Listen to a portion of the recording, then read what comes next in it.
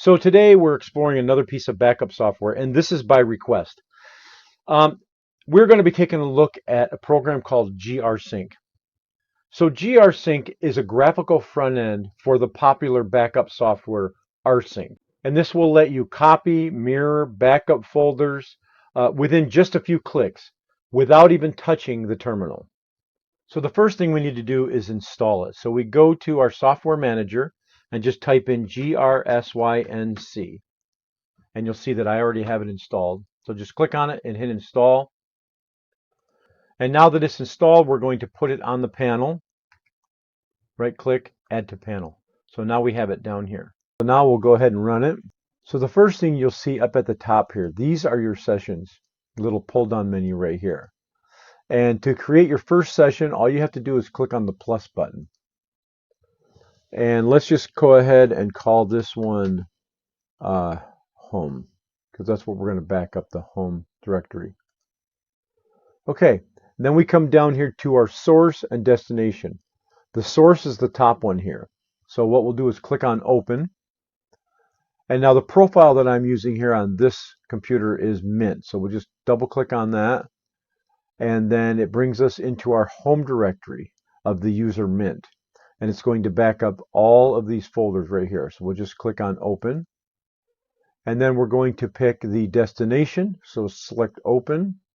And I have an external drive plugged in called backup 2. So I'll just click on that and open. And then we have options down here below the session. We have preserve time, preserve owner, preserve permissions, and preserve group. The only one I turn on is I turn on the preserve time.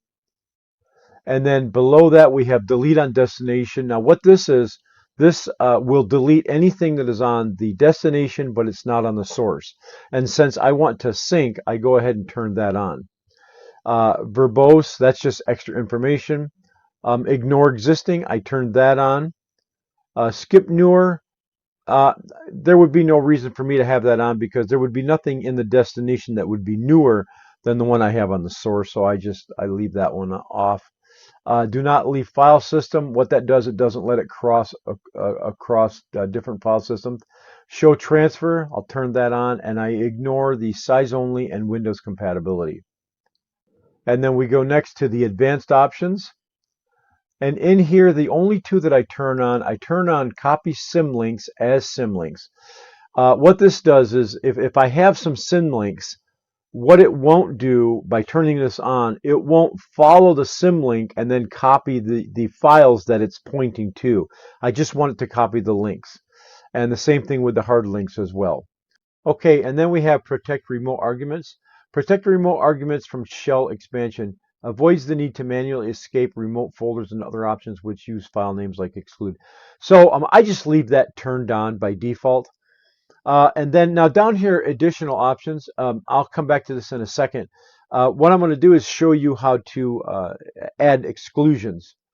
And then we go to extra options, and I pretty much leave this alone. I really don't touch anything in here. So let's go back to advanced options. Now, additional options, this is where you can actually put exceptions. So let's suppose that you don't want a certain folder backed up. Like, let's say you don't want the cache folder backed up. All you have to do is you use the exclude option. So you just do 2 hyphens and then exclude and then equals. And then you're going to put it in quotes. You're going to go .cache and then another quote. So basically I'm just saying exclude the cache folder. So the thing about excludes are they are relative to the source directory. In other words, it's looking already in the home/mint folder.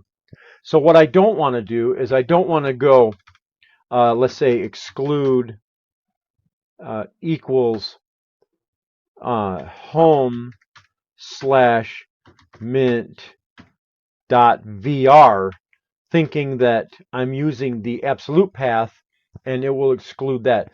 Because what that will do is that will look for the home mint folder inside of this. So it would be looking home/mint/home/mint.vr, so this is incorrect. If you want to exclude the .vr, then what you would do is you would just type exclude equals And then in quotations, I would put the VAR folder like that. And that's all you have to do because it's relative to this folder here. So there's not a lot to this software, but one great thing about it is that it's incremental by default. In other words, I'm going to go ahead and hit run. Let's make a full run on this. Okay, so it backed up my home folder. Now, if I make any changes in the home folder, then they'll get backed up. But what it won't do is it won't recopy everything that's already on the destination. It'll only find the things, the files and folders that are new and copy them to the destination. It's a great piece of software. I use it all the time to back up my system incrementally. And this is actually the software that I use to back up my large drives incrementally. So thanks a lot for watching, guys. We'll catch you later.